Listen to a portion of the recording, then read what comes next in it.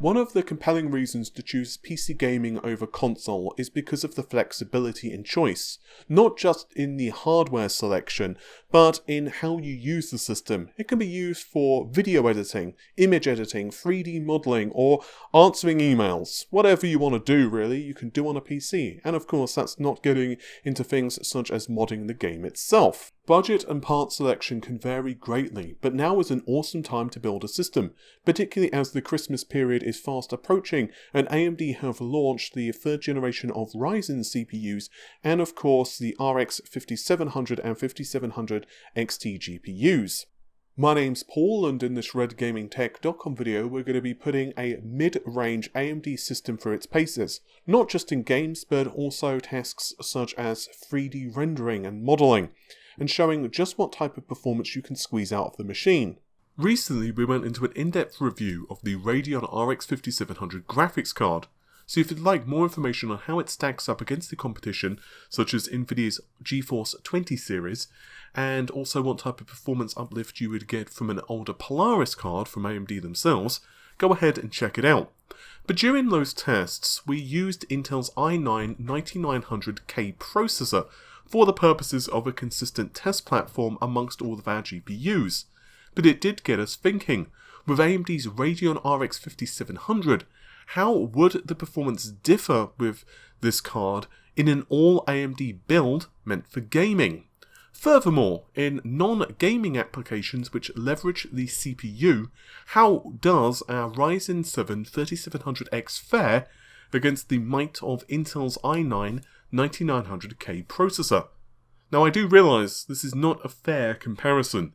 Intel's i9-9900K is considerably more expensive, costing almost $500 compared to around $330 of the Ryzen 7 3700X. But to me it's going to be fascinating to see how AMD fares against Intel's much more expensive CPU. We've also disabled Precision Boost Overdrive, PBO, on the Ryzen platform, and also removed our 5GHz all-core overclock for Intel's i9-9900K to keep things simple and fair during our testing with the CPU benchmarks. However, with the graphics tests we have overclocking enabled.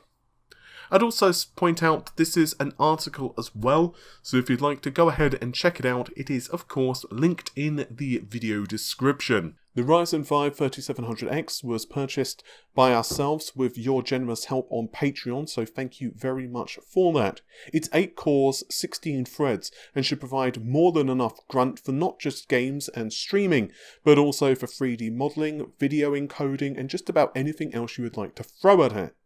If, however, you are on a budget, you could certainly drop down to something like a Ryzen 5 3600. The 3600 with its 6 cores, 12 threads still offers a significant amount of performance and is obviously considerably cheaper. I've also opted to stick with the Wraith cooler for this build. Our reasoning here was pretty simple. If you're on a budget, dropping $100 on an AIO to squeeze a little bit of additional clock frequency out of the 3700X is probably not the best decision, and would be better spent on, let's say, a higher end GPU or more storage or whatever else. With this said though, DeepCool have provided a couple of different AIOs for us for testing, and so if you are curious what this clock speed difference and performance difference is over the stock cooler, definitely stick with us here. Second major component choice is of course the RX 5700. We asked for this particular model because it is significantly cheaper right now than the RX 5700 XT. It's around $100, $80 cheaper, although we would recommend the non-reference design. The RX 5700 has only seen a modest, let's say, nothing compared to the RX 5700 XT. Rather than 40 compute units, it only has 36 compute units, and a slight cut in terms of clock frequency. Although, as we recently showed with our overclocking/softmod video and article, you could find, of course, links to those in the description of the video, you can quite easily make up much of the lost ground here. I'd also like to extend my thanks to MSI for providing the X570 Gaming Ace motherboard that we are going to be using in this review. It is probably out of the budget of a, well, budget-orientated build, and if you are on more of a budget, I would instead recommend a B450 motherboard. There are reasons to go for a more expensive X570 motherboard over, let's say, a B450 motherboard. If fast storage is a concern, PCIe Gen 4 SSDs, for example. But in general, I would recommend a B450 motherboard for a build such as this.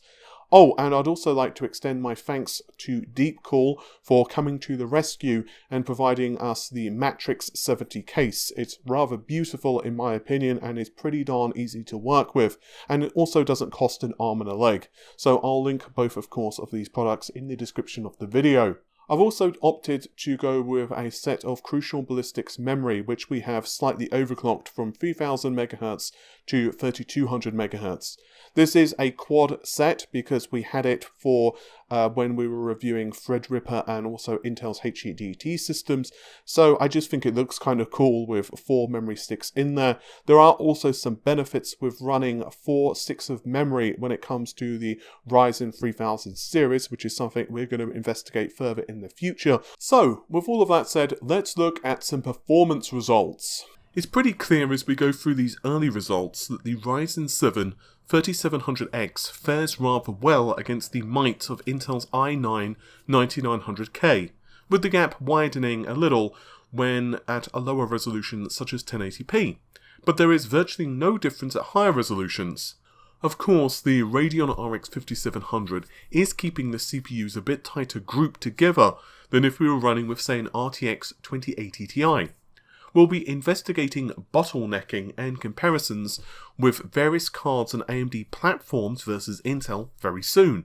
But this does go to show, AMD's 3rd gen Ryzen offerings have all the gaming grunt that you could ever want. The last of the gaming benchmarks, and you can see that Shadow of the Tomb Raider and Superposition, we are essentially looking at margin of error performance differences between the two platforms. World War Z is a great example too. Running with the Vulkan API, we consistently found that Intel's platform did pull ahead of AMD by just 1 or 2 frames per second during our testing. But this gap was so narrow, a very slight tweak in memory timings or something else trivial could simply reverse this trend or negate it. Ouch! 7-zip benchmarks really love AMD's CPU, and Intel just can't compete here. Blender is also a hair faster on AMD's platforms with everything at stock, and Cinebench is just a case of clock frequency managing to snag Intel the win. Single core performance, well, it's down to the 5 GHz, it's just too much of a boost speed for the Ryzen 7 3700X. Cinebench R20 tells a similar yet slightly different story, with single core scores much closer together, but the higher clock speeds keeping the i9 9900K ahead of the Ryzen 7 3700X, particularly in multi-threading. Geekbench 4 and V-Ray though, well, the results here are very impressive for AMD. While AMD does lose to Intel in V-Ray, the results are staggeringly close. And we're finishing off the productivity benchmarks, and you can see that indeed the weakness of the rdna architecture is that it loses some of its compute grunt compared to Vega and Polaris. It loses handily to Turing in applications such as SpecView Perf. Creo is a really good example of this, as is CompuBench. With CompuBench, the Radeon RX 5700, which once again we have the reference design from AMD themselves, loses to our day one reference design Radeon RX 480 card, which of course uses the Polaris architecture. So then, how impressive is the performance we're looking at here? Well, honestly, the 3700X and the RX 5700 crush pretty much any game you can throw at it at 1080p and 1440p right now. There are also some benefits of the AM4 platform. The most obvious of those is that you have an upgrade path. Let's say you pick up a Ryzen 5 3600, but your needs change next year. Well, you're not stuck. You can therefore pick up a Ryzen 4000 series CPU, assuming it is called Ryzen 4000, and you are good to go. You'll probably need to do a BIOS update, and you can, pretty much just get right on with things. That isn't to say that you won't be missing platform features. For example, if you have a B450 motherboard right now, unless you're willing to run with an unstable/older BIOS with less impressive AGISA code, you will be missing out on PCIe 4, for example. So obviously, picking up an X570 motherboard would be the only way to get that feature. But in general, especially for a mid-range rig, PCIe 4 is not that much of a big deal anyway. Personally speaking, I would advocate that an upgrade path is always the way to go when possible. If, on the other hand, I had to pick on one weakness of this build, it comes down to the RX 5700 and its ability to run professional applications as fast as Turing. Now, depending on your workflow, depending on the applications you use, and whether you even do this at all, if you're only a gamer, this doesn't apply. However, let's say you do some 3ds Max work, you do some Blender work, and so on, then there are definitely some reasons to go Turing over Navi. It's not to say that you can't run those workloads on Navi, it's just that with the tweaks and enhancements to Navi, it really favours gaming workloads and reduces the compute performance. With this said though, if you don't do these type of workloads very often, or you're just a hobbyist, to be totally honest with you, you're probably going to be good to go with Navi. To echo what we said during our Radeon RX 5700 review, AMD have nailed it with the price to performance ratio with these graphics cards. And while we can't recommend them for 4K gaming, they're excellent for high refresh rate 1080p gaming or driving a 1440p monitor, and in most cases doing so with all of the bells and whistles enabled. All in all, the PC market has changed significantly over the last year, and it's going to be very interesting to see how it evolves over the next year. Hopefully you'll stick with us here at Red Gaming Tech to see how it all evolves. So of course, like the video because it helps us out a ton, and also subscribe to the channel for much more content. And I'll see you soon. Take care. Bye for now.